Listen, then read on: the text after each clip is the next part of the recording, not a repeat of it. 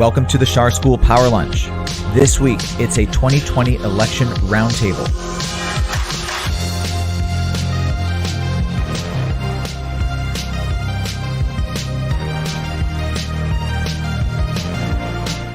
A most extraordinary year has produced a most extraordinary political campaign. What will victories by Joe Biden or Donald Trump signify? What have we learned about American public opinion? What should we watch for when results arrive over the coming days or maybe weeks? The Power Lunch welcomes Molly Ball, national political correspondent from Time magazine and the author of Pelosi, a new biography of the Speaker of the House.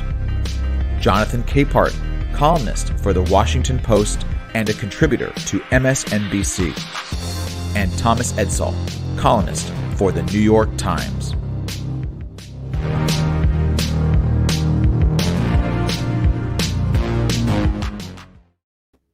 Welcome to the Schar School Power Lunch. It's great to have you here with us at our inaugural event as part of this 9-part event series. I'm Justin Guest. I'm an associate professor of policy and government here at the Schar School of Policy and Government.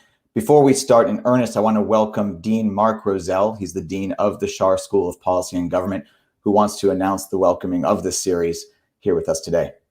Great. Thank you, Justin, and good afternoon, everyone, and thank you for attending this program. It really promises to be a great series over the next several weeks, looking at the lineup of speakers.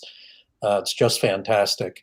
And this is a big part of what the Schar School of Policy and Government does. Not only provides great educational opportunities for our students, undergraduate through master's and PhD programs, both in Fairfax and Arlington, but we also serve the broader community through a series of programs such as this one that are open to the wider public. So I'm very much looking forward to this discussion. And Justin, by the way, I noticed this morning that today is the 4th anniversary of the event, the big celebratory event that we had for the inauguration of the Schar School of Policy and Government. And at that event, we had headlining for us John Kasich, Terry McAuliffe, Congressman Jerry Connolly, and former Congressman Tom Davis, Democrats, Republicans, showcasing the bipartisan nature of the Schar School and what we do and how we serve the larger community. So we're very excited about this series, and I look forward to being in the audience, which is one of the best parts of my job, just being able to sit back and enjoy these programs and learn from them. So welcome again, and have a great program. Thanks, Mark. And that diversity and heterogeneity is really a hallmark, not only of the school, but also of this event series. So we hope to be carrying that forward here with us today. Thank you very much for welcoming everyone. Thank you. So we are 5 days away, as you know, from the 2020 election, and it is hard to imagine a more qualified panel of journalists joining us today to discuss these affairs. Joining me now are Molly Ball, Jonathan Capehart, and Tom Edsall. We'll eventually discuss Congress, election integrity, and matters of broader public opinion. But first, I'd like to start by asking each of you the same question, focusing on the presidential race, which of course is at the top of everyone's minds right now. And let's start with Molly here, who has spent a good amount of time now on the road with a lot of Trump voters recently. Molly, if Donald Trump wins and Joe Biden loses, which according to polling data right now is an unlikely possibility, but if that happens, what will have driven this kind of result? What are the meta trends that will produce a Trump victory? Thank you so much for having me. It's great to be here. Well, normally I would say, only being slightly glib, well, if a candidate wins an election, it's because he got more votes than the other guy. But in this case, actually, that's probably not going to be the case, even if Trump does win. His strategy is not actually predicated on winning the popular vote, much as he did not last time. So it will be due to some kind of electoral college scenario similar to what we saw in 2016. It could also come as a result of failures in election administration. We've seen this pitched battle that's occurring right now over voting rights. It is somewhat an extension of the partisan and ideological battle over voting rights that the parties have been waging for a long time. But it's also been magnified, of course, by the pandemic, by the many changes to voting rules that states have made or have tried to make it safer and easier for people to vote, and the blizzard of litigation by both parties that's accompanied that. Plus, of course, the various things that the president has said that undermine people's confidence in the legitimacy of the election, the legitimacy of the vote, from not committing to peaceful transfer of power to declaring that the election will inevitably end up in the hands of the Supreme Court, which is actually quite unlikely. So all of those factors mean that I think a lot of people are bracing for a quite chaotic and perhaps extended vote count. And so I think that would inevitably be a factor if Trump were to win. I mean, this is actually very interesting. You mentioned this because in your most recent column for Time Magazine, Molly, you actually discussed the unlikely nature of that kind of scenario. Do you want to elaborate a little bit more about that possibility here? Yeah, I do think that, of course, it is possible that these things can happen, but the likelihood has been blown out of proportion, frankly, mostly by nervous Democrats, right? Democrats are so panicked and so scarred and I think traumatized by what happened in 2016. And there is a lot of chaos around the election process. And the president's rhetoric has been terribly irresponsible. That being said, there are processes. All of these states and localities have been running elections for a long time. It is not the case that the president can simply tell a state to stop counting votes, or the president can simply tell the Supreme Court to decide the election. There has to be a very narrow margin. There has to be a certain set of circumstances. So, the polls would have to be dramatically off in the first place to produce an unexpectedly close result. But there also would have to be a lot of specific legal complications to get to some of the constitutional crisis scenarios that a lot of people have talked about.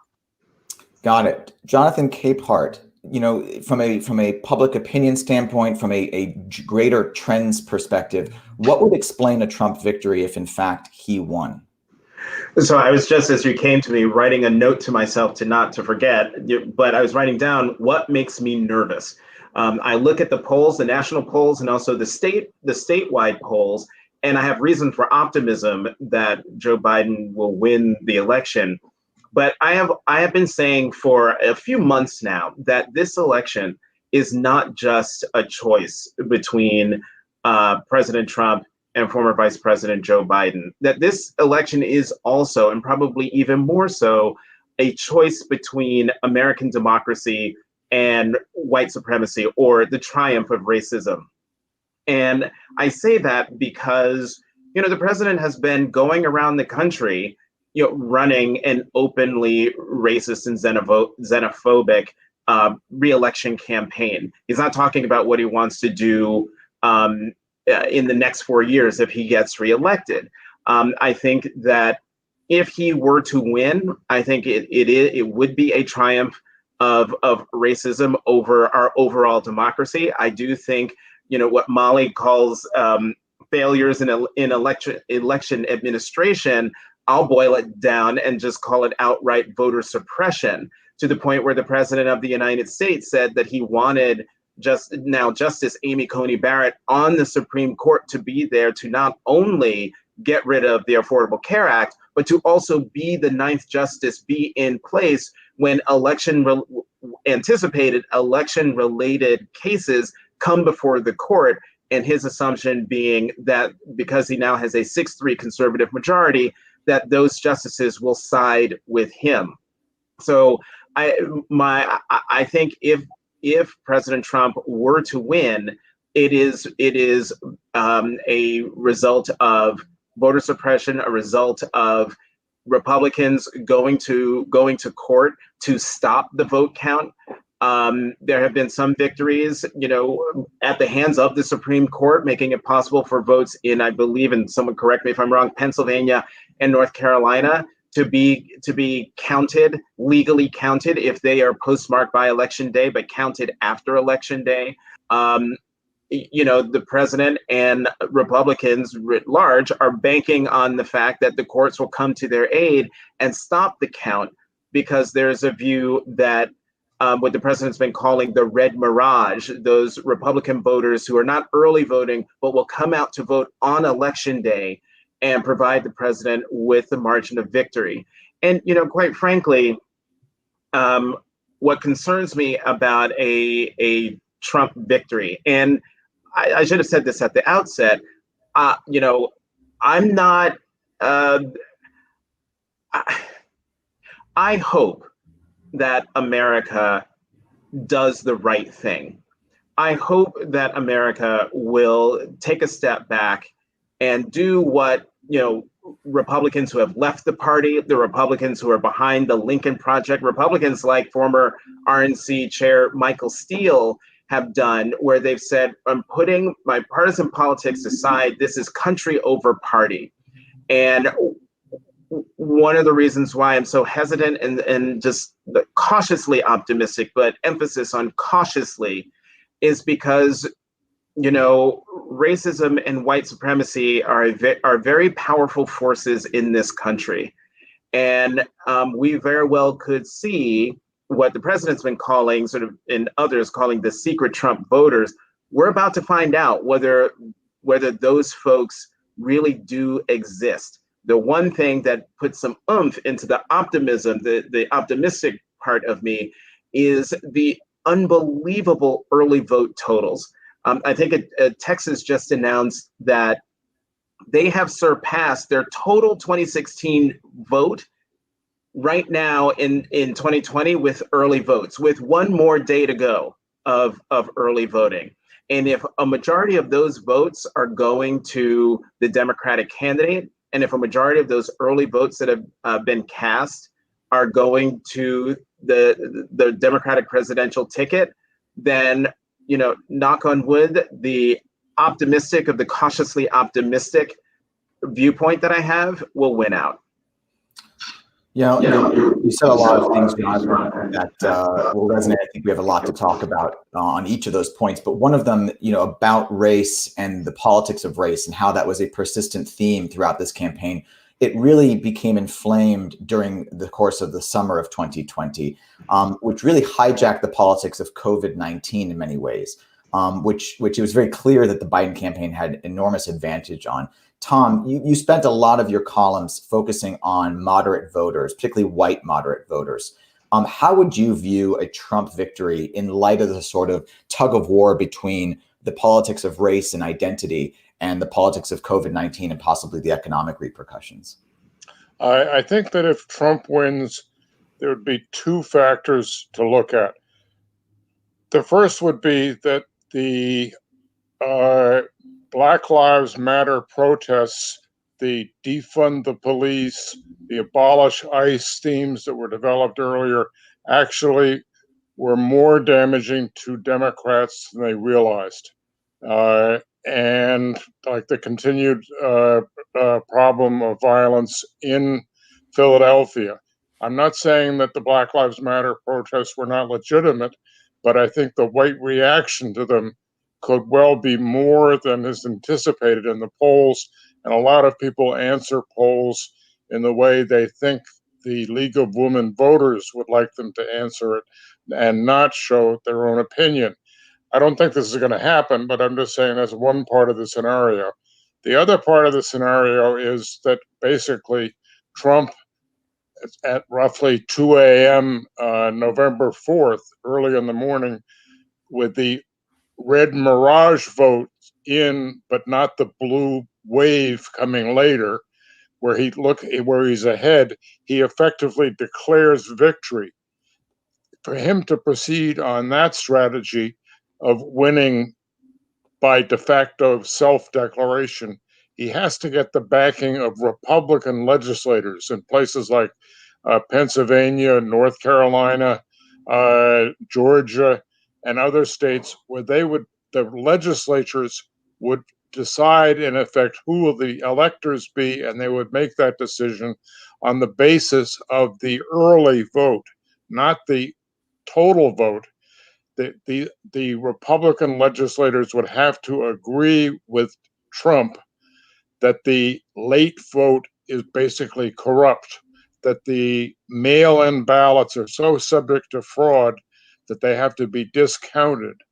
And this would end up setting in motion a huge battle in Congress where the electors have to be finally approved and their count accepted.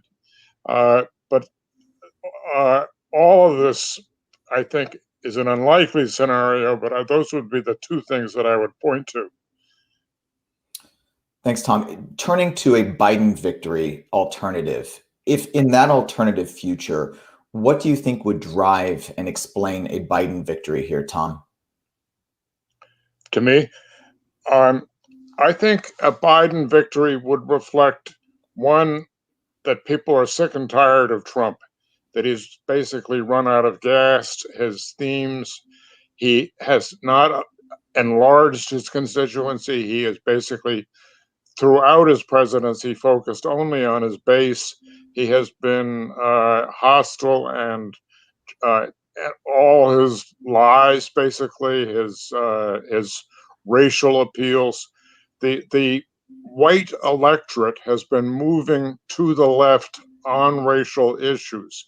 When you, when pollsters measure what's called racial resentment, there has been a shift, particularly among white Democrats and moderates.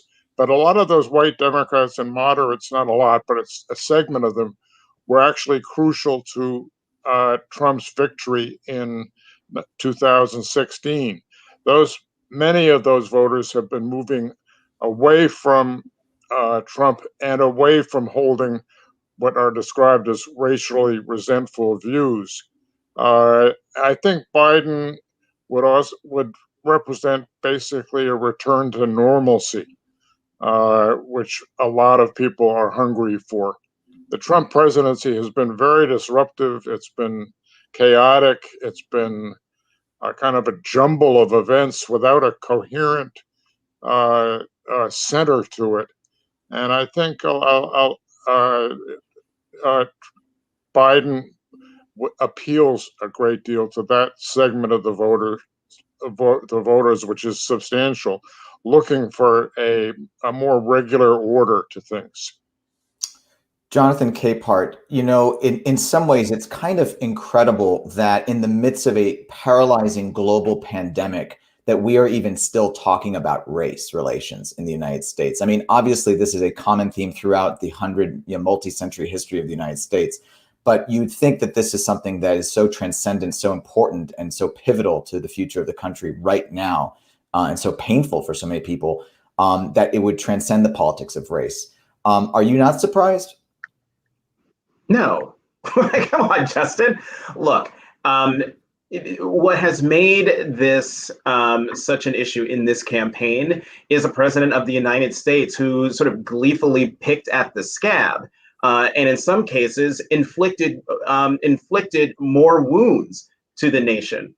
The one thing, and I loved everything that Tom said. I thought you were going in a different direction, but I was going to say I agree 100% with Tom in his assessment of what a Biden victory would mean. I think that, because of back to my original point about American democracy, a Biden victory would show that the American people, despite the overt racist and racial appeals of the president of the United States, who is doing everything in his power to drive a wedge between us when it came to race. He couldn't care less, as we all know, about the COVID pandemic. So you just put that over here. He instead decided to do everything he could to drive the wedge in on matters of race, talking about getting your suburbs are going to be overrun, talking about mayors and governors of democratic states and cities, and how they're letting the quote looters and folks in the mob to take over cities. And there was a point when Democrats were worried that was going to hurt them. But I think what we've seen, especially in the polls in Wisconsin, is that, to Tom's point, folks are tired. They're exhausted. And I think they heard exactly what the president was saying, exactly what he meant. And at least judging by the polls that we see now, especially those out of Wisconsin, they're not buying what the president is selling. And I think that, what we have seen when it comes to the COVID pandemic, when it comes to race relations, when it comes to just decency and morality, these are all things that play to Joe Biden's strengths. I wrote a column a few weeks ago, although time now is elastic, so it could have been last week. but I wrote a column about sort of turning things on on its head, and sort of trying to get people to focus in on the fact that it's not that, President Trump is laying a trap for Joe Biden. It's the other way around. And that every time the president does a rally, a super spreader rally, every time the president opens his mouth on racial unrest in America's cities, every time the president says something or does something that exacerbates national tensions, it has given Joe Biden an opportunity to just be himself and to show that he is the complete opposite, the exact opposite of the person he is running to replace. And so I think that a Biden victory would show that the American people, to Tom's point, are exhausted. They want a return to normalcy, but that is not to be confused with people wanting things to go back to the way things were. I think they want things to go back to normal so that you can actually have an adult in the Oval Office and people within his administration whose number one and sole job is to focus on the American people instead of all eyes and attention focused on the person sitting at the resolute desk in the Oval Office. Molly, you had the experience of spending a lot of time with Trump voters and recently, and I wonder if what you're hearing from Jonathan and Tom resonates. What have you seen in the field in terms of people's reaction to some of the president's rhetoric, and how is it being responded to? Well, I mean, I've been at a few Trump rallies where, of course, everybody loves Trump. So that is not a representative sample, even of the electorate that is going to support Trump on Election Day. Many of whom we've seen maybe reluctant, maybe holding their noses or choosing what they view as the lesser of two evils. But it is true that Trump does still have the benefit of this incredibly ardent and supportive base, and to many, even Republican strategists, he has overread that, right? He has assumed that represents the population rather than trying to reach out to people who don't support him, rather than trying to expand his base. So I think, if he does lose this election, there's a very simple story to be told, which is that he has literally never had the support of the majority of the American people. And he has spent his term as president not trying very hard to get it. From the sort of counter-majoritarian electoral college strategy he's pursuing to the divisive rhetoric he's always employed, he has bound that base of support tighter and tighter to him. So you still see at these rallies this festival-like atmosphere, people rejoicing in the company of the like-minded and enjoying the sort of performative, entertaining aspects of the Trump rally. It's like going to a fish concert where people travel around the country to see their favorite performers play the hits, but it doesn't necessarily represent. It's not a conventional political strategy. And it was successful for a lot of very specific reasons in 2016. But in a lot of ways, he's still running the 2016 campaign, despite the fact that the circumstances are so incredibly different. So in addition to it being, as Joe Biden says, a battle for the soul of the country, or as Jonathan has just said, a referendum on American democracy, it's sort of become an election about what reality people believe they inhabit, because you have the president now out there as his closing message, arguing against the evidence of people's eyes and ears that the pandemic is not a problem, that it's going away, that the tide is ebbing rather than surging, which is the case, as we know, based on all the statistics. And so he's really asking people to ratify his version of reality from the conspiracy theories that still comprise such a big part of his rhetoric, the falsehoods and so on, and then also just the reality on the ground when it comes to the pandemic.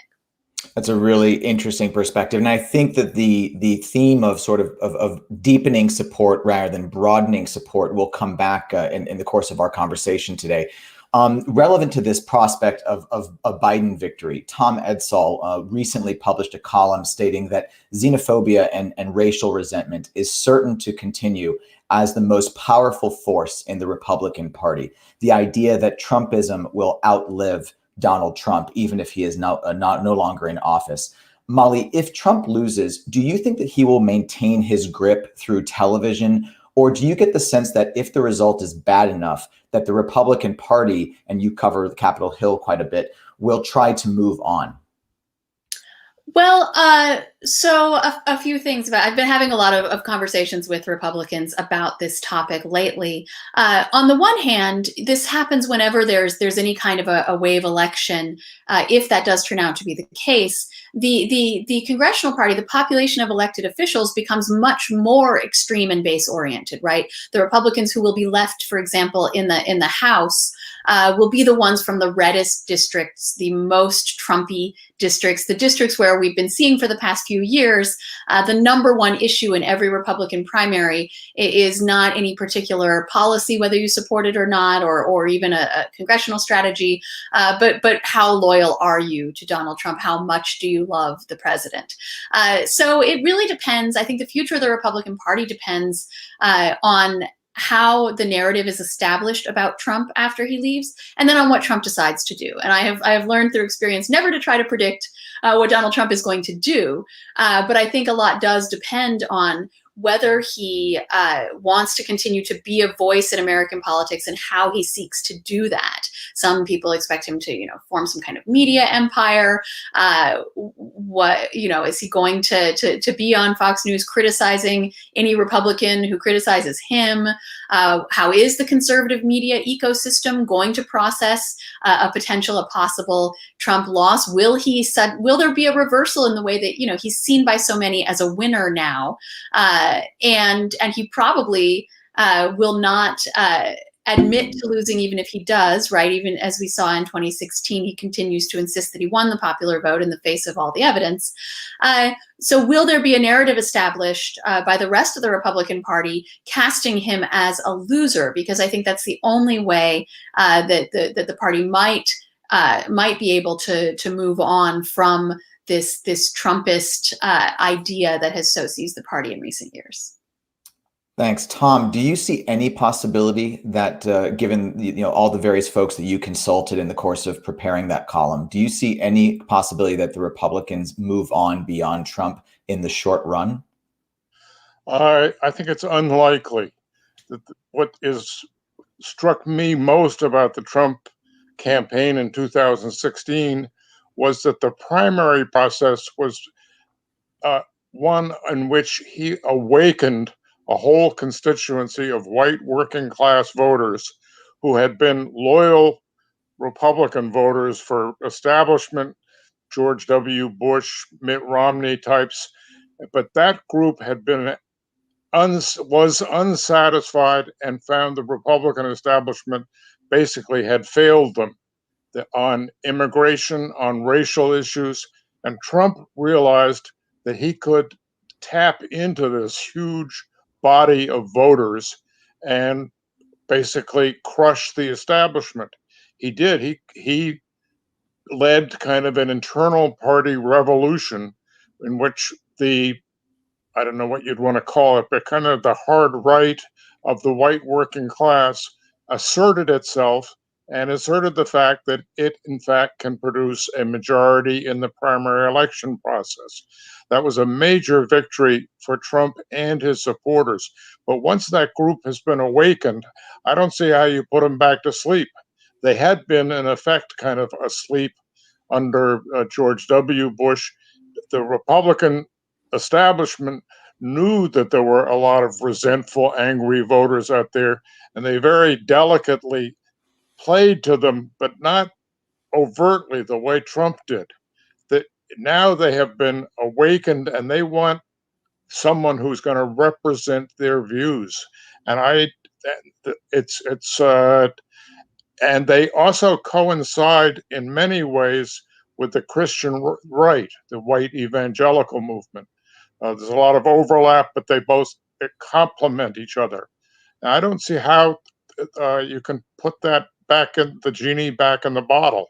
They're there now, and it's going to be very hard for the Republican Party to try to excise them in any way that doesn't actually damage the prospects of the party in the places where it still holds sway in these red districts that Molly referred to. And I don't see the Republicans elected from those districts leading the charge to basically reform and turn the party into a more centrist or moderate force. I think there's going to have to be more defeats and maybe a third party along the lines that, in fact, Justin wrote about in 2016, where you have a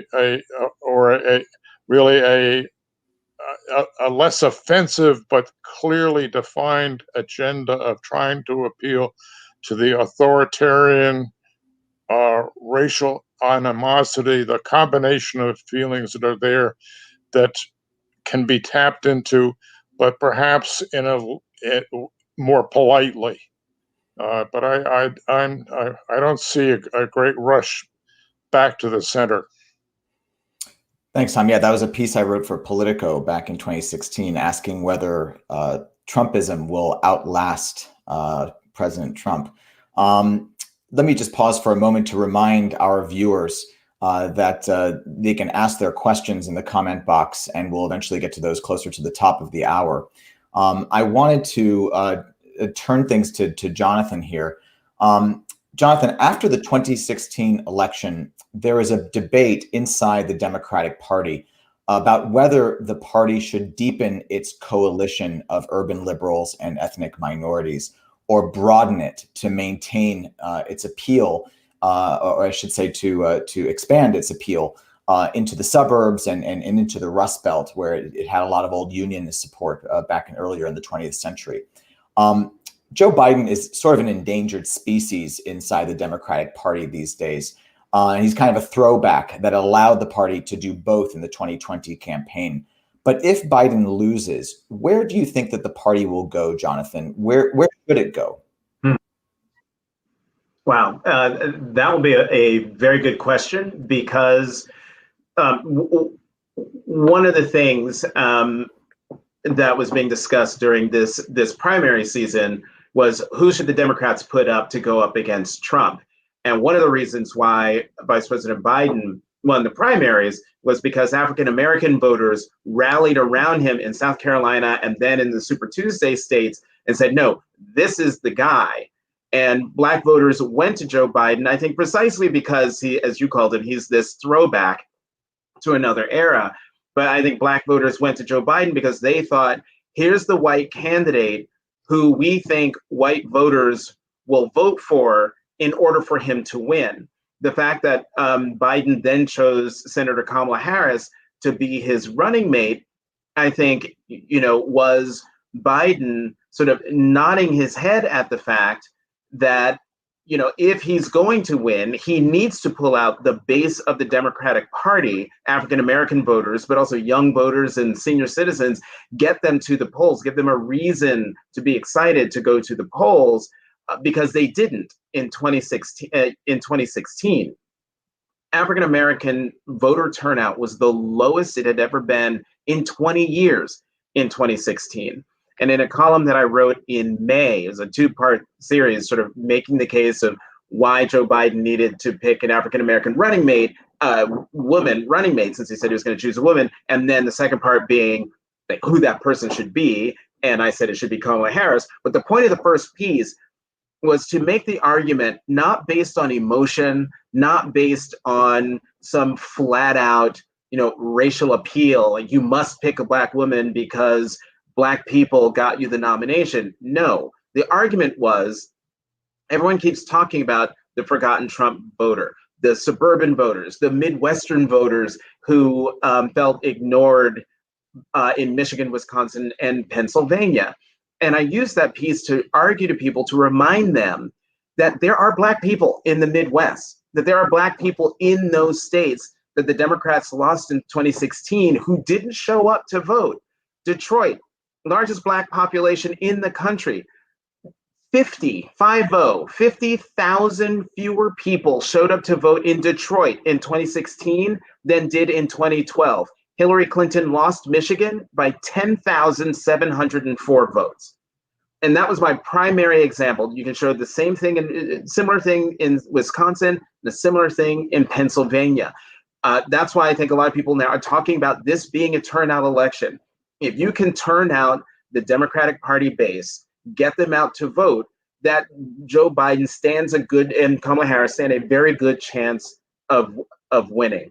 If he doesn't win, to Tom's point about how you can't put the genie back in the bottle, of what's been happening in the Republican Party and on the right, I think the same thing could be said, maybe to a lesser degree in terms of passion, on the left. That after getting so close to taking the country back from the 4 years of the chaos that we've had, that I think that the anger that we've been seeing will continue, and Democrats will be moving heaven and earth to try to get back the White House.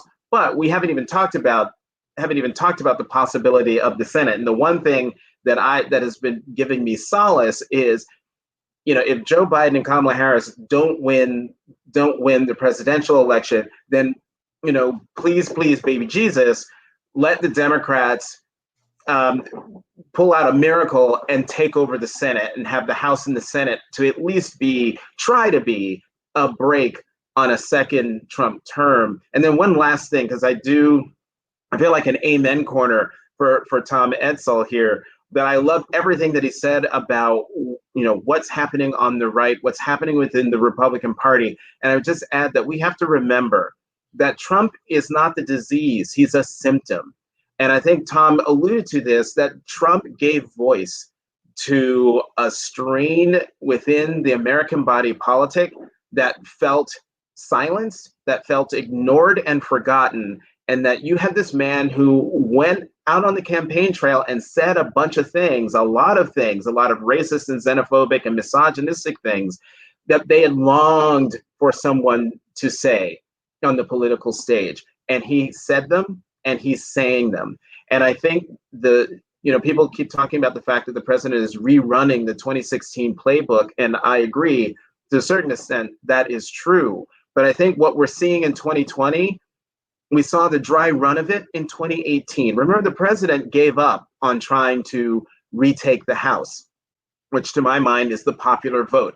The president spent his time focused on the Senate. Republicans had control of the Senate. And what did he do in the last 2 weeks of the midterm elections? He did multiple rallies a day for 2 weeks straight, where he just threw the reddest of red meat to his crowds, talking about caravans and all sorts of other racist and xenophobic things. And what happened? Not only did the Republicans maintain control of the Senate, they won 2 seats in the Senate.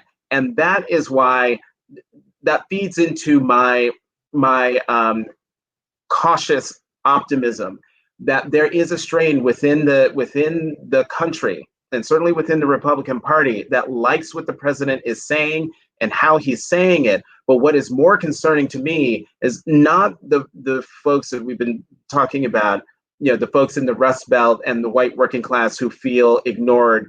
My concern is for those white voters not in those areas, here in New York, where I am right now, or in California, or in other parts of New York State, for whom what the president is saying is something that they like, something that they agree with, and in the privacy of the voting booth will vote for him, but be very quiet about their support. Right. And so if Biden wins, then I think a question is whether his moderate approach actually changes the Democratic Party as well. Tom recently wrote in a column and asked, what if beating Trump is actually the easy part? And he was referring, of course, to the challenges of governing an unwieldy Democratic coalition. So much of this, I think, will fall to Nancy Pelosi, and Molly, of course, is the resident expert, or really worldwide expert on Nancy Pelosi. What do you think Nancy Pelosi's leadership of the last 2 years, of the last 2 decades, tells us about her agenda for how the next 2 years would work in managing a Democratic coalition that actually holds power? Yeah, well, thank you for the plug. I think a few important things about that. First of all, when you talk about the big tent of the Democratic majority, if it turns out that there is one, that is something that Nancy Pelosi is an expert at managing, right? We have seen over the past 2 years of her speakership and in her previous speakership under Presidents George W. Bush and Barack Obama, how skillfully she was able to create party unity among a very large, diverse, fractious Democratic caucus, something that really eluded the Republicans when they were in charge of the House, and we had frequent shutdowns and gridlock and inability to get things done. Now, of course, as Speaker right now, she's been frustrated by the fact that the Senate and White House are in Republican hands. But if the primary, if we think that the primary obstacle to Biden being able to govern is Democratic unity, that is absolutely Nancy Pelosi's specialty. Now, what issues is a potential President Biden going to face when he takes office? I think there's no question that the current crisis is number one, the pandemic and the economic crisis that attends it. However, the mess of this election has focused a lot of people's attention on all of the flaws of our democratic system. And I think it's worth remembering that when the Democrats took the House majority in January 2019, the first bill they passed was a suite of democracy reforms, H.R. 1, aimed at things like voting rights and campaign finance reform and so on, aimed at trying to revitalize American democracy. And in fact, they have just proposed another version of that bill that Pelosi has signaled will be her first priority in the new administration. So I think it's clear that the Democrats are also going to be focused on, things like oversight and accountability for the executive branch, things like reinvigorating congressional prerogatives when it comes to governing. And then, of course, there's the conversation in the Senate about whether further structural changes are necessary to things like the filibuster and even the Supreme Court. So I think a lot of those things are also going to be front and center. But when it comes to Pelosi, I mean, she's someone who's very much a liberal, but a pragmatist. And all of her experience has been herding these cats in the Democratic Party, right? A tremendously ideologically and demographically and geographically diverse caucus, and getting them all to move in the same direction and convincing them to compromise when necessary in order to get things done. Yeah, and according to your reporting, that has required enormous compromises that have sometimes required her to give up a lot of things that she has ideologically supported and compromise some of her values over the years, much to a lot of criticism that she's endured. Molly, do you think that will cement some unity inside of the Democratic caucus? These early bills, more democracy reforms that will kind of build consensus? Well, I mean, there is broad agreement among Democrats on a lot of the things that they want to do, right? Something like H.R. 1 was co-sponsored by every single Democrat in the House. So this is not something where you see the progressive and moderate wings of the caucus at odds. I think that's also true of COVID relief, even though the price tag on these bills is very high, and some of those moderate Democrats consider themselves fiscal conservatives. This is a special circumstance that people really do broadly agree, and they're tremendously popular too. In polls you see, 65, 75, 80% of the American public supportive both of the coronavirus relief bills that have already been passed and of the potential for further action on that issue. So in concrete terms, and even when you come to issues that are not as broadly agreed upon, like climate and healthcare, they tend to be disagreements of degree, not of kind, right? All Democrats want to find a way to expand Americans' access to healthcare. So there will be a debate, as there was in the Democratic primary, over whether single payer is the way to do it or whether private insurance should be preserved. Obviously, we know where Joe Biden is on that issue, and that was the stance that prevailed even in a Democratic primary. But it's not a disagreement about whether we should do this thing or whether this is a problem. I think that also applies to something like climate. Do you go for the full Green New Deal? Do you try to do something similar, more similar to the cap and trade bill that Democrats have favored in the past? But there is broad agreement on wanting to solve this problem, believing this is a problem that is urgent and needs solving. So the disagreements between Democrats and Republicans on those issues loom much larger than the disagreements between Democrats. That's not to say there won't be a quite feisty ideological battle. We see a lot of unity among Democrats right now because of the election and because of Trump. But progressive groups in particular have been signaling that as soon as the election is over, assuming they get the result that they want and expect, they are going to begin pressuring and agitating within the party to try to push it in a leftward direction. And so that is, I do expect there will be fights over that kind of thing. But when it comes to the major policy issues, I think it's possible to exaggerate the degree to which that'll be determinative. Tom Edsall, is it fair to say from your column that you're a little bit more skeptical? Do you think that there are choppy waters ahead for a Democratic coalition? I do, actually. I am more pessimistic on the prospects of a coherent Democratic consensus. I think, first of all, built into the Democratic Party is a fundamental tension, which is that you have a constituency of well-educated, relatively affluent, largely white voters who have become increasingly Democratic, and they are a key base of support for the Democratic Party. The growth of support of these educated, often suburbanite white group voters is crucial. But their agenda is in no way the same as the agenda of the other core constituencies of the Democratic Party, particularly minorities who are disproportionately poor or working class, and you have a basic class conflict within the Democratic Party. And this has shown up when you have had the Democratic Party, even in power, was never able to get rid of the hedge fund tax break. They tried to fix a program called the 529 tax program so that it would be more beneficial to regular working class people and not so beneficial to the very affluent. When they tried that, who was against it? Nancy Pelosi, because her district is such an affluent San Francisco district. Chuck Schumer, whose Manhattan constituents scream bloody murder.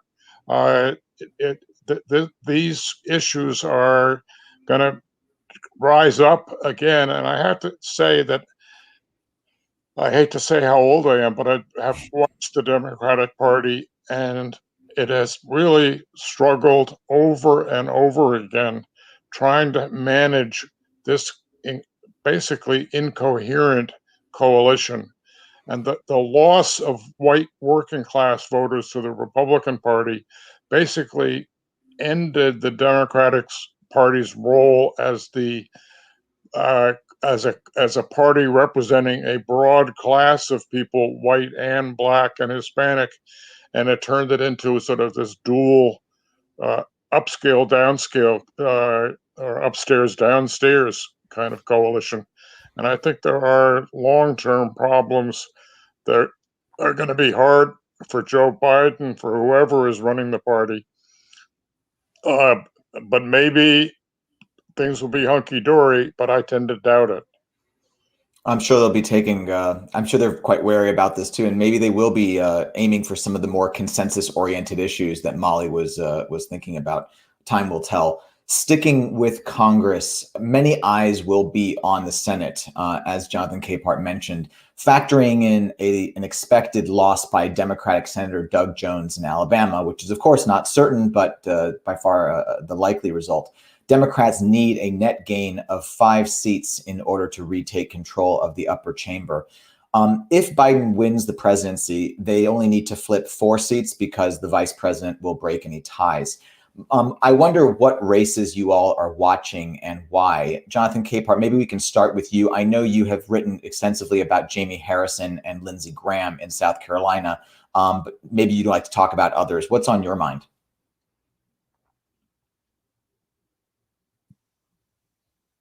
Sorry. Sorry about that. That is the race that I am most interested in, simply because the Jamie Harrison versus Senator Lindsey Graham race in South Carolina.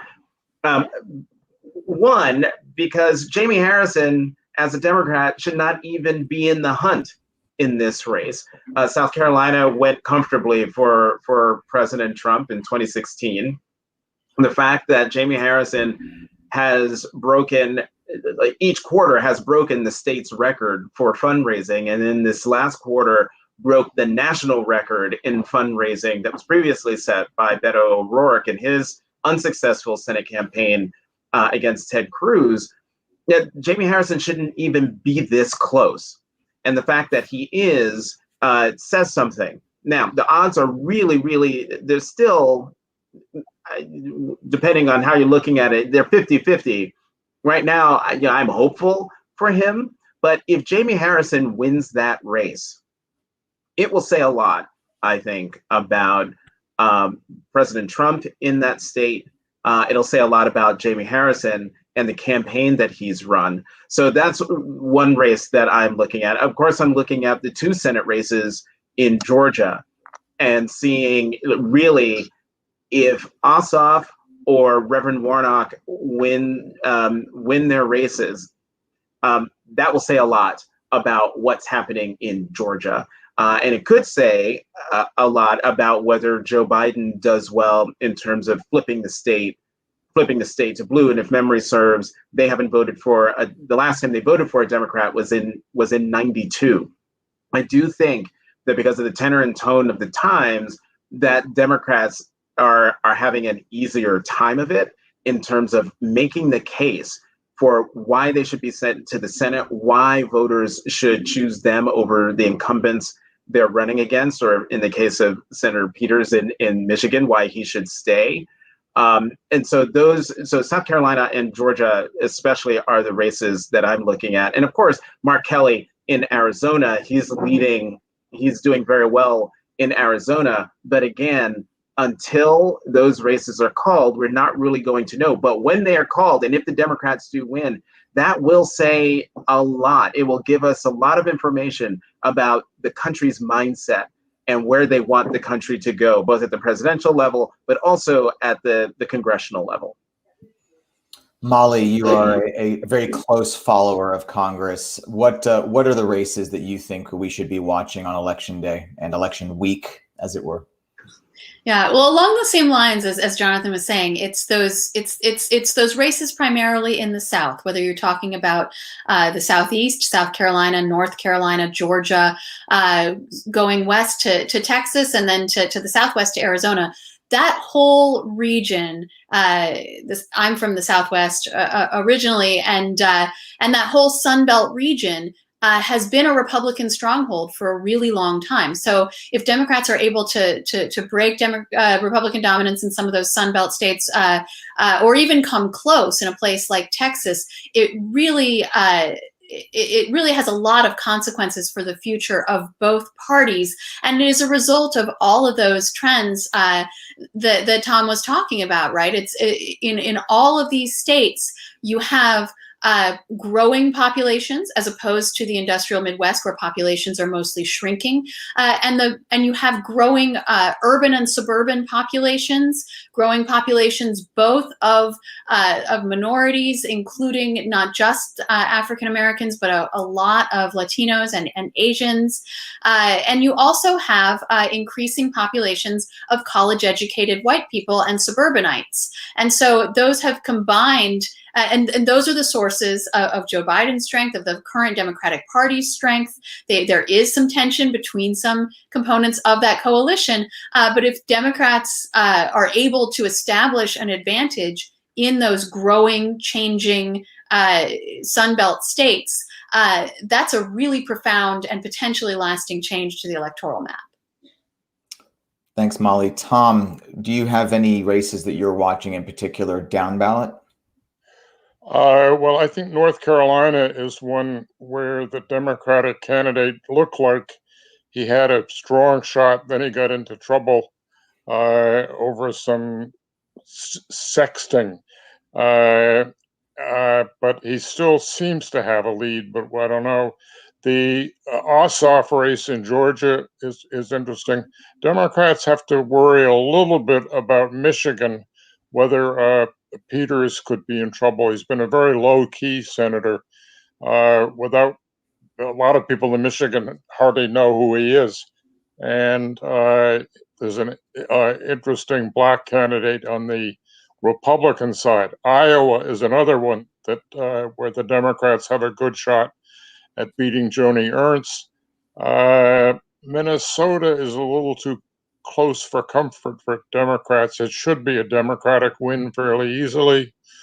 Montana, I always like this guy, Steve Bullock, the governor, but he's struggling. He can't seem to break ahead of Steve Daines. South Carolina would be really interesting if Harrison won.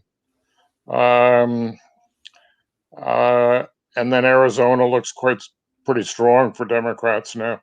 So it's the Senate races. It's a unusually competitive universe for Senate races, and it's very important for Democrats, especially if they can break into some of these red states, because the Senate, just like the Electoral College, is tilted in favor of the Republican Party, just structurally tilted, and with basically more advantage going to small rural states.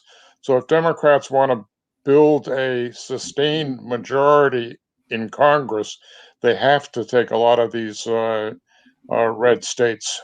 And we'll see how they do this on November 3rd. Before we turn to questions from our audience today, I want to just turn to a final subject that I think is a favorite of all journalists, which is journalism. Politico recently released a piece that was reflecting on the press's propensity to be a bit trigger shy these days in their 2020 forecasts in light of the shocker that took place in 2016. Now, today's pollsters will emphatically defend their methods and say that they have adjusted made numerous adjustments over the last 4 years to account for shy Trump voters, to make sure that they are accounting for more likely voters that they didn't for before, and make better predictions in small sample sizes, small populations, like states like Wisconsin or Iowa. Do you think that journalists are being cautious, or are they also wary of the way that forecasting can make voters be less likely to vote if they think that the favorite is more likely to win? Jonathan, what have been your observations of the press, both on television, which is so influential, and in newspapers? Well, I think a lot of folks were burned by 2016. One, a lot of folks did not see it coming, and then spent the last almost 4 years, trying to dig through and see, okay, how did this happen? Who are these people? Why are they voting this way? And so, we were humbled as a profession by 2016. And so part of me appreciates the caution, really appreciates the caution that folks in our profession are taking to 2020. I don't know if if the pendulum has swung so far the other way that folks are being overly cautious and not seeing things that are happening the other way. But I think compared to 2016, I think we in the press have done a much better job of being responsible and also taking this election seriously. Because I do have to say that in 2016, a lot of our colleagues in the press didn't take Donald Trump seriously at all. And then once he got the nomination, they took him half seriously. Meanwhile, his Democratic opponent, Secretary Hillary Clinton, was taken very seriously as a presidential candidate from the very beginning. And we had two different standards for two people running for the same office. And I don't think we're seeing that now. And I think that has led to better reporting. And I also think a better informed public, assuming that the public is getting its information from multiple sources, as opposed to the silos that I think we all know that the public has relegated themselves to. Jonathan, to follow up, do you think then that the mainstream press's handling of the Hunter Biden non-story was a conscious choice by journalists after Trump's outsized leveraging of the Hillary Clinton email story in 2016? Well, I mean, look, the folks followed the email story and, got burned by that because, there was no there. And I think with the Hunter Biden story, one, where did this stuff come from? The chain of custody, who are these people? And when you see and that there really is no there, then one, report that there's no there, and then move on. Otherwise, the other lesson the press learned is then you end up being the vehicle for false information and disinformation. And that is one thing that I think the press learned as a result of WikiLeaks and everything, that they were an unwitting co-conspirator in what Russia was doing. And I don't think anybody in the profession wanted to be in that position again, especially when the information that's being peddled is false. Molly, do you have any observations from your perch in the Washington press corps? Well, I agree with Jonathan, and I think it's good that we have more humility on the whole. I've always been an advocate. I don't make predictions where elections are concerned, and I've always tried to communicate to readers the nuance and the uncertainty surrounding these things. So to the extent that we are trying harder in the political press to give people a realistic sense of the uncertainty involved, and to be clear about what we do and don't know, and to be transparent with readers about that. I think that's all good. Thanks so much. We're going to turn to your questions in just a moment, but I want to take a moment now to just plug our next week's edition of the Power Lunch. It's going to be a session focusing on national unity, which I think is going to be very much in order right after the end of of election week.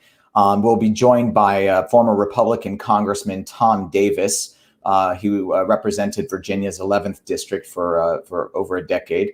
And we'll also be joined by Wendy Feliz, who is the director of the Center for Belonging and Inclusion at the American Immigration Council.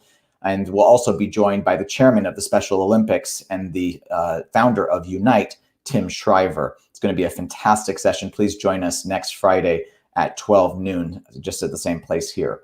We're going to take a brief break where you'll hear a quick message from our sponsor, the Schar School of Policy and Government at George Mason University, and then we'll get to some of your questions next. A world in motion. Our next generation of leaders needs new tools, sharper skills, leadership vision, and policy acumen to succeed in today's environment. A hands-on interdisciplinary education that offers a national and global perspective on the complexities of governance.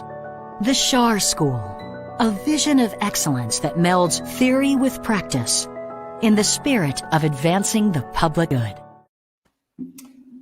Thanks so much. All right.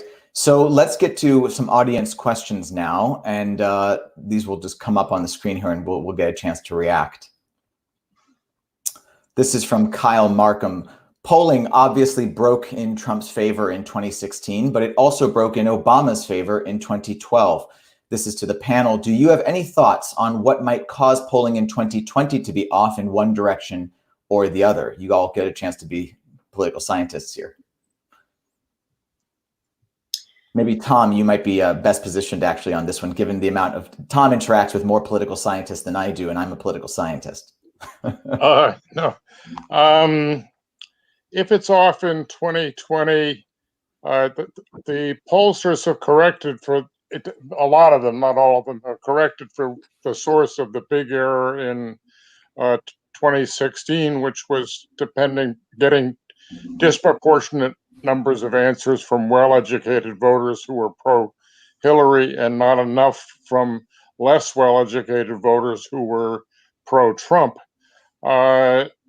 There's always the question, is there a silent Trump majority out there, people who refuse to answer questions or who lie to pollsters?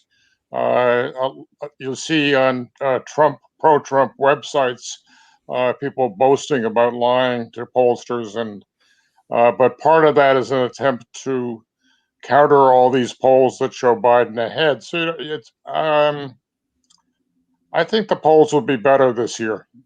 How much better, I'm not sure. I think that one thing that's worth emphasizing, Kyle, is that, so much of the American election is driven by what's taking place in states, and states are reasonably small populations. You're wondering, God bless you, you're wondering, what's going on in a place like Iowa or Wisconsin, and these are relatively small places, and so the error can be significant. And when states like Wisconsin, Michigan, and Pennsylvania are being decided by a total of 77,000 votes, it's not very much.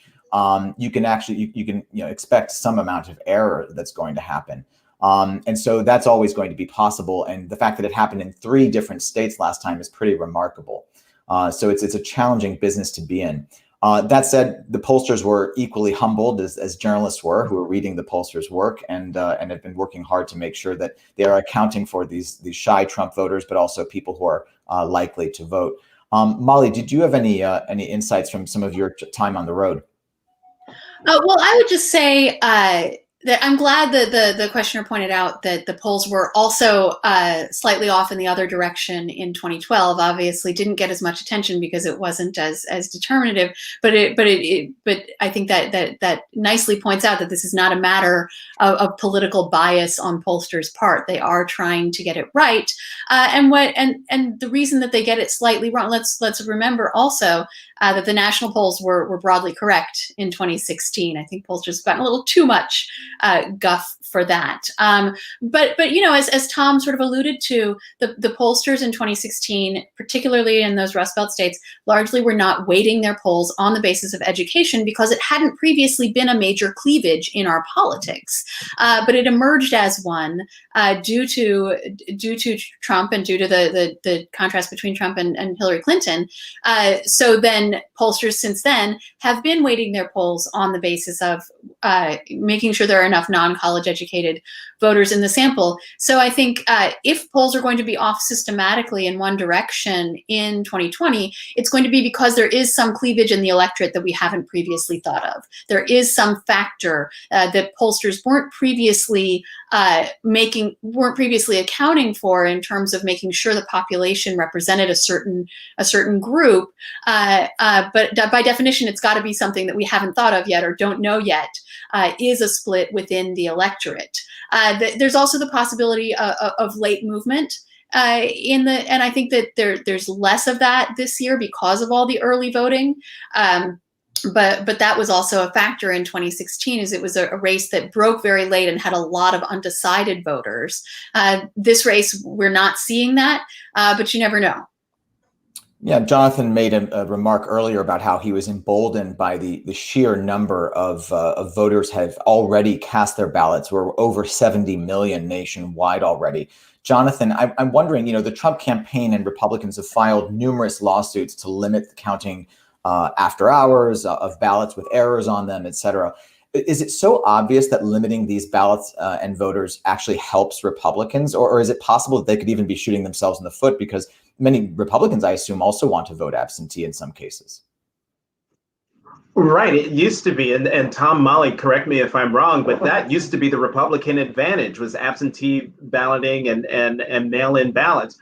Yeah, they could be shooting themselves in the foot. But also, I think because of the just in terms of raw numbers, the overwhelming number of people who are coming out to vote, I think it could backfire in that people will see with their own eyes that the president of the United States and his party are out there trying to subvert the will of the American people by having their votes that have been cast legally and on time, by not having them counted. And then it becomes a matter of, well, then what do the American people do in the face of such a challenge? It is my sincere hope that that the early vote and the overwhelming vote, that it'll be something where it will be difficult to impossible for the president and his campaign and the Republican Party to challenge. That is my hope, and I think that there are a lot of people who are hoping that the result is so clear that we can get beyond the scare tactics of the president for election night, because he's been spending weeks, if not months, casting doubt on the legitimacy of this election, casting doubt on the legitimacy of ballots that come in by election day, and certainly questioning the legitimacy of ballots that could be and would be counted legally after election day, given the laws of the states where those ballots come in. Thanks, Jonathan. Let's turn, and time will tell, of course. Let's turn to the next question here. This is from Michelle Conklin. Thanks, Michelle. This election is also a referendum on facts versus convenient bias-confirming talking points that are often fabricated, she writes. What can educators and the media do to increase information and civic literacy? Tom, did you have a thought here? This is a question that has been plaguing the press, particularly ever since, well, before Trump even got elected. He lies and lies and lies. He distorts facts. He makes statements that are on their face wrong, but he keeps getting away with it. And how does the press deal with this? How do educators deal with this? It has become, this is basically a central source of the corruption of democracy, when you have truth being dealt with in such a not just casual, but with such disregard. And frankly, we in the press have not yet figured out how to really enforce our role as basically trying to filter through what is true and what is not true. But I think beyond that, for educators, for parents, for all kinds of people, this is a fundamental question, and Trump has posed a very large, the whole Trump administration has posed a very large issue for the country that is very important that it be answered, but so far an answer has not surfaced. Molly, I want to turn to you because Jonathan is a commentator and works on the opinion page. And so I wonder, as a reporter, it's challenging as a former reporter. I remember it was very challenging to try to be neutral and make sure that both sides have equal weight. It poses a challenge when you feel like you have to call out one side on a repetitive basis, on a consistent basis. It feels as if to the reader that you are taking sides, when in fact that you may just be looking out for the truth. How have you tried to balance this in your own reporting?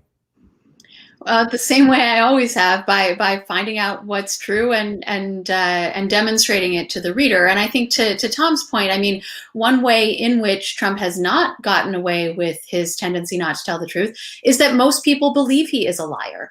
It is a strong majority in most polls do not believe that he generally tells the truth. They do not believe the information he is giving them when it comes to something like COVID that is affecting people's lives. Overwhelming majorities of people say they would be much more likely to trust information that's coming from someone like a Dr. Fauci than from the president. So the American people have clearly gotten the message, whether it's from the media or academia or whatever, about what information they can trust and what information they decide to believe.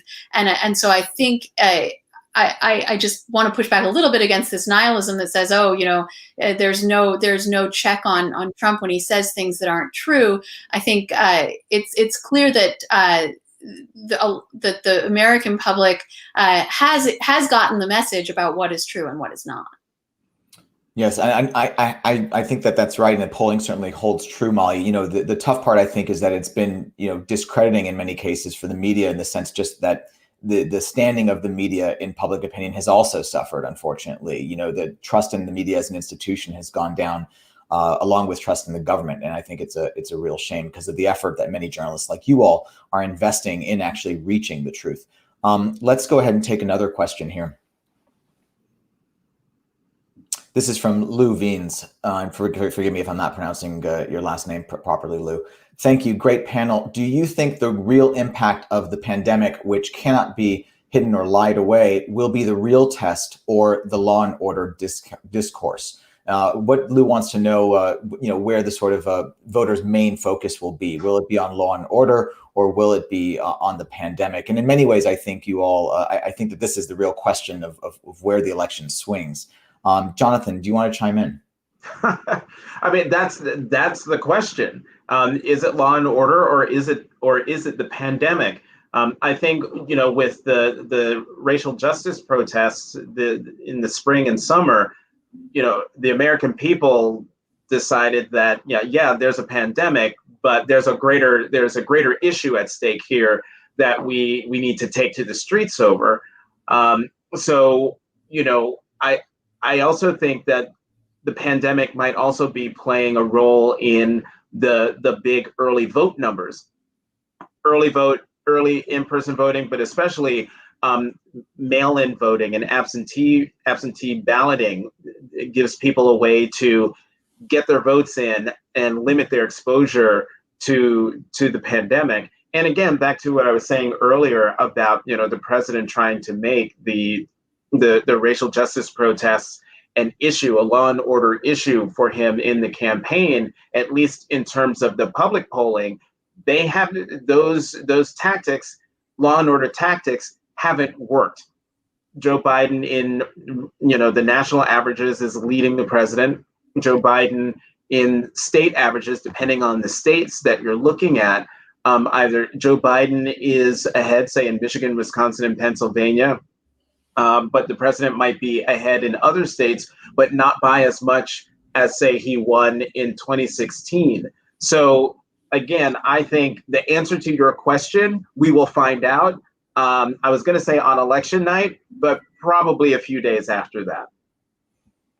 Yeah, thinking about the press, one of the things that has been my pet peeve is the propensity to look at election night as the moment when we get the result. I think that there's a need to manage everyone's expectations. We will likely not hear what the election result is for at least a week after the election. Do all three of you agree with that we're probably going to have quite a wait?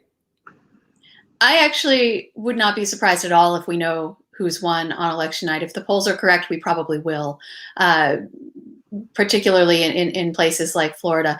But if I could just piggyback on what Jonathan was saying about these issues, it's not clear to me at all that the pandemic and the law and order issue are cutting in opposite directions in this election. In fact, they both seem to favor Joe Biden, and that's something that's really remarkable and really a sea change. And Thomas talked about this as well. There's been a sea change really in white people's racial consciousness. You see the Trump campaign clearly expecting there would be a backlash from the protests over the summer, clearly expecting that his sort of Nixonian appeals to white racial consciousness in places like the American suburb, talking about suburban housewives not wanting low-income housing in their neighborhoods, it has fallen flat.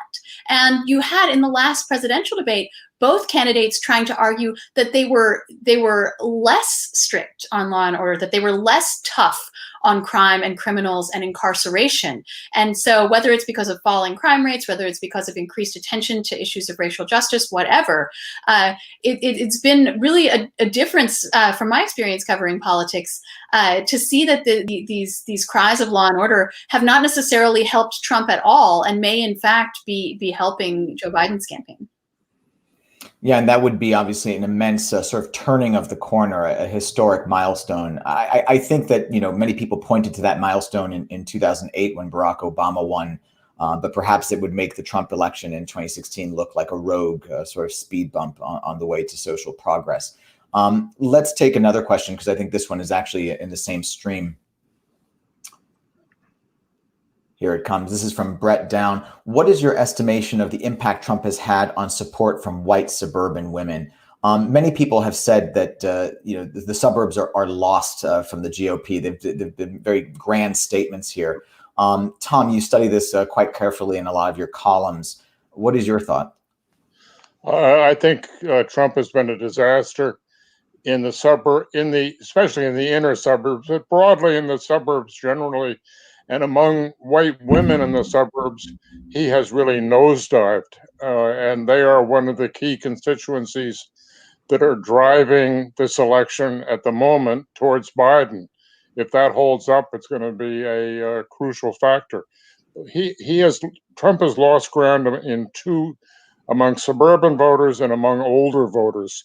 And those are the two constituencies that were very important to him in 2016. And if those drops are accurate, it would seem, I don't see how he wins in any way if those drops prove true. And I don't see any evidence that they are wrong.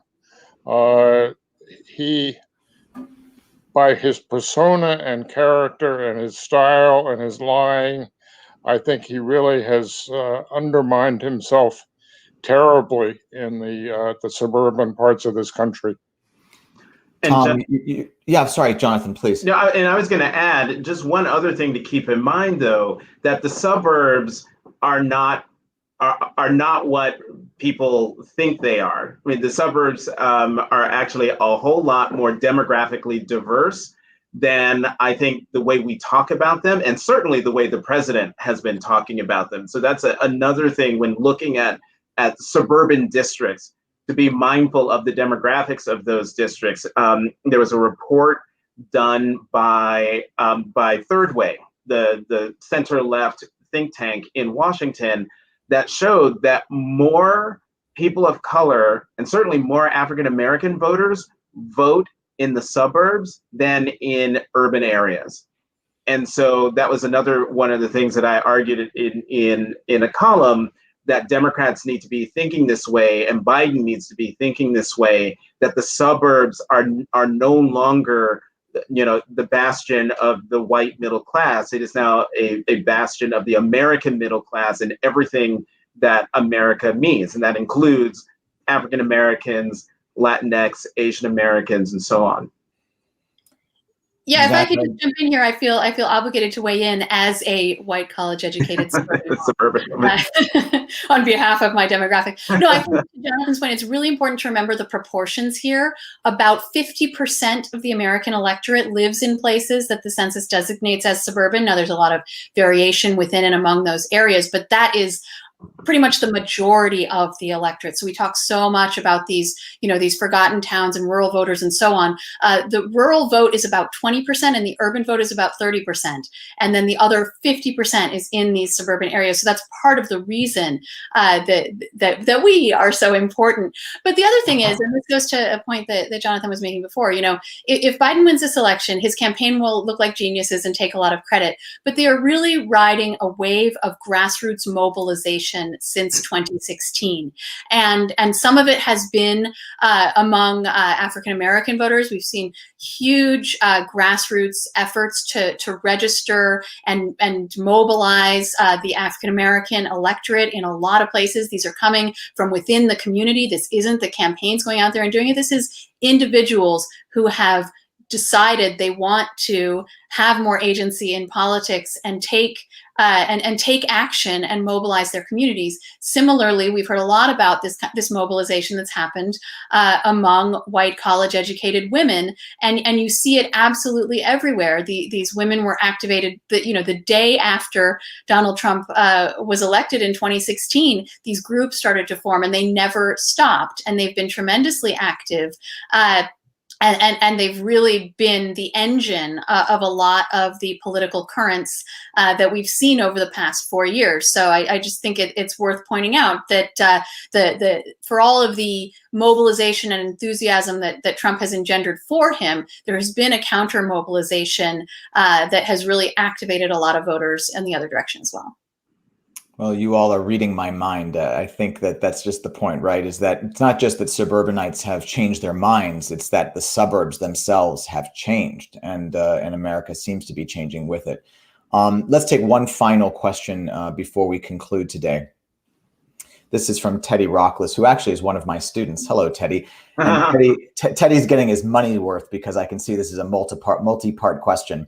The polls are showing that the largest swing states are swinging towards Biden in uncompetitive Trump states, West Virginia, Montana, Michigan, etc., while states that were estimated to be battlegrounds the last 4 years have seen little swing, Florida, Pennsylvania, and North Carolina. Is this due to effective Trump advertising, Teddy asks. Any other reason to understand this, please? Tom, do you want to jump in on this first? To be honest, I hadn't noticed this difference, and I'm not sure that's accurate. Florida has shifted, and he mentions Michigan as a state that is uncompetitive, and it is competitive. I don't think the question is right. Well, I'll hope, Teddy, that this does not affect your grade in my class in that case. To the point about advertising, I think it's worth pointing out that, as you may have heard, the Trump campaign is basically broke, and they are being outspent on television by vast margins in all of the battleground states. The battleground states do tend to be closer, in part because they are so closely contested within the campaigns. But also, these battleground states are states that went for Trump last time. So in order to move the needle, the other side is going against a sort of demographic and political headwind.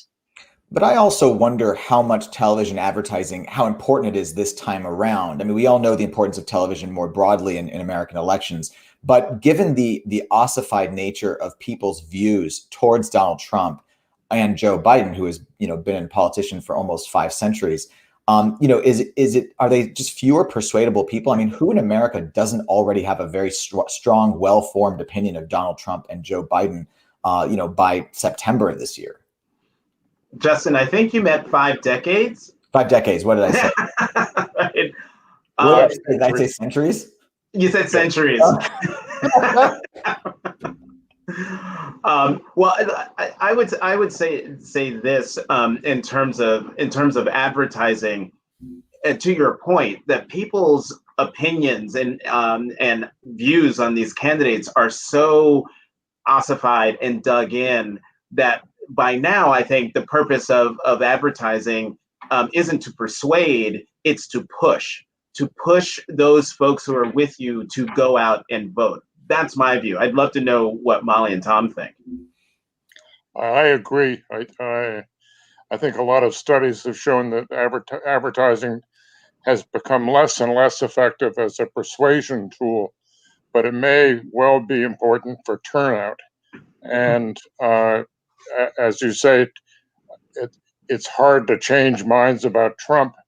Early in the campaign, actually, there was a fair amount of motion possible for Biden, but I think by now that must be pretty well fixed.